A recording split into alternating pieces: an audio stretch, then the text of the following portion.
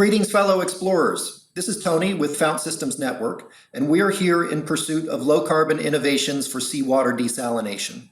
This is background episode 3, and it's on the EnergyWater Nexus. You probably remember background episode 1, which was on global water stress, how people are using water resources faster than nature can replenish them, and how those water supplies may become less reliable in some areas of the world due to changing weather patterns.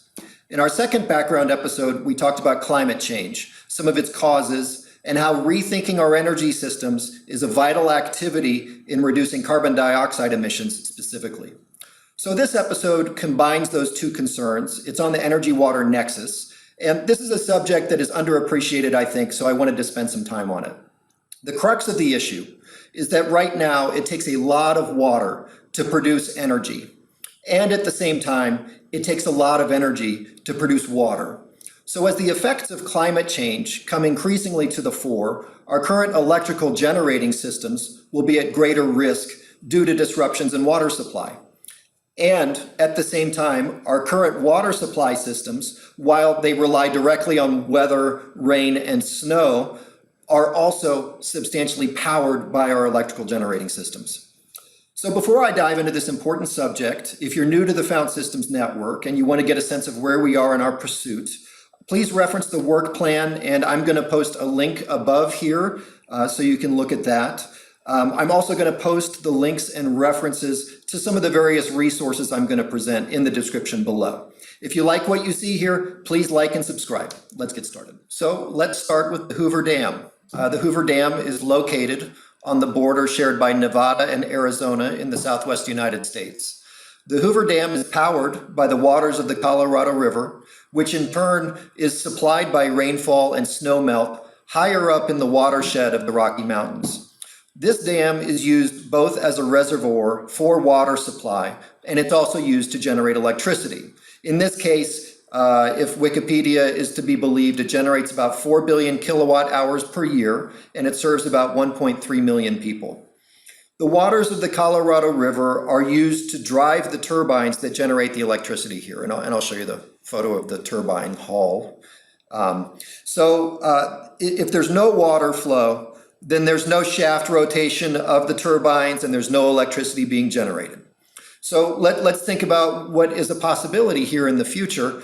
If we have inconsistent or if we have reduced average flow in the Colorado River caused by reduced rain and reduced snowmelt, we're going to be relying less on the Hoover Dam for our water supply in that region, and we'll be relying less on it for our electricity. So in this case, it's a kind of double jeopardy. The Hoover Dam is a great example of the EnergyWater Nexus, but basically any piece of water treatment infrastructure or any piece of electrical generating infrastructure can be looked at through this lens. So now let's look at the Turkey Point nuclear power plant outside of Miami, Florida. Here's a photo of the plant that I found online. I'm sorry, I don't have a better one. And if we look at a satellite photo, we can get a sense of the placement of the nuclear power plant and the cooling canal system outside the power plant here on Biscayne Bay, south of Miami. So the way a nuclear power plant works is it relies on steam energy to turn turbines to create electricity. So the water from the cooling canal system is pumped into the nuclear core. The nuclear core superheats that water to generate steam, and then steam is forced through the turbines to generate the electricity. These turbines are not from Turkey Point, but I thought it was a good photo to show. So these cooling canals outside of Turkey Point are about 26 square kilometers in area. We can see how much larger they are than the power generating station itself. The longer term concern here really has to do with the temperature and the salinity of the cooling water. The water that goes into that plant has to be a certain temperature for the plant to operate safely. So if we have increasing temperature and we have changing rainfall patterns, that could mean that this power plant, in order to continue operation, would need to rely more and more on surrounding freshwater systems to operate. So we've looked at two power stations that rely heavily on water for their operation. Let's look at a water utility that relies heavily on power for its operation. This is the Khair desalination plant It's a water utility on the east coast of Saudi Arabia on the Persian Gulf. And this facility converts salty seawater into fresh water, which is then used substantially by the city of Riyadh. In the foreground here, we see the buildings that house the equipment that removes the salt from the water, and they use both heat and a membrane filtration process. And I'll show you a photo of these reverse osmosis membranes.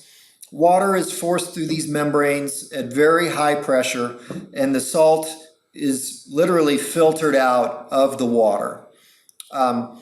So that's an incredibly energy intensive process. It's so energy intensive that, look at this in the background.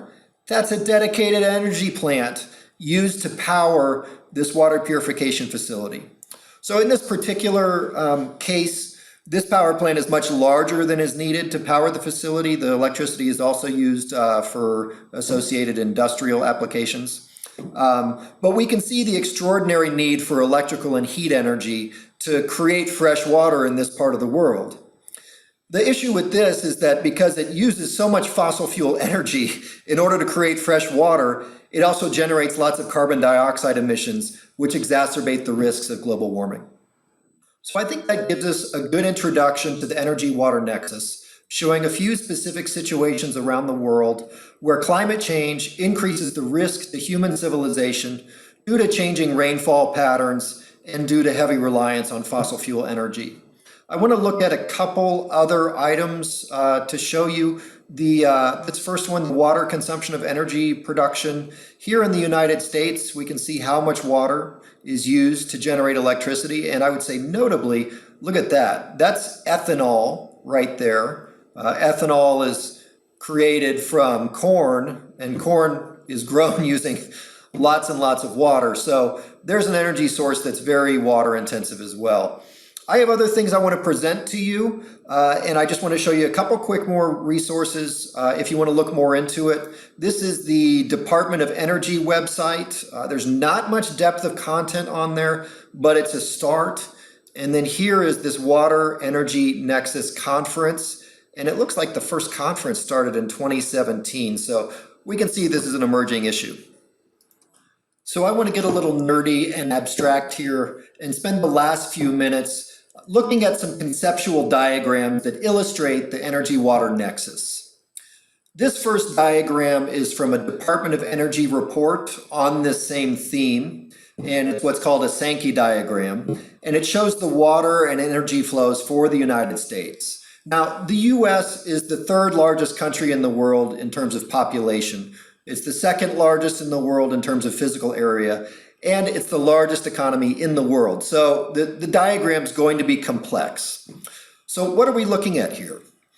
I'll start by saying that the upper half is looking at energy flows, and the bottom half is looking at water flows. And then the left side of the diagram is looking at energy sources and water sources.